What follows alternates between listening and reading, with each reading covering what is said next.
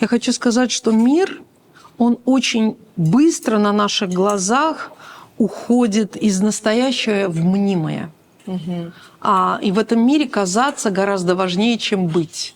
А мы хотим вернуть людей в то, что быть, и показать, что есть быть, и пощупать это все. И поэтому любая производственная экскурсия, она тебя возвращает туда, вот в эти истоки, где рождается вот это чудо. Будь то машина, будь то выращивание чего-то. В данном случае мы хотим показывать, как рождается кофе, какие этапы у него есть, чтобы человек понял на самом деле, как рождается этот кофе, почему я его люблю, почему его, в нашем случае, почему его любили наши предки, и пытаться в нем разобраться.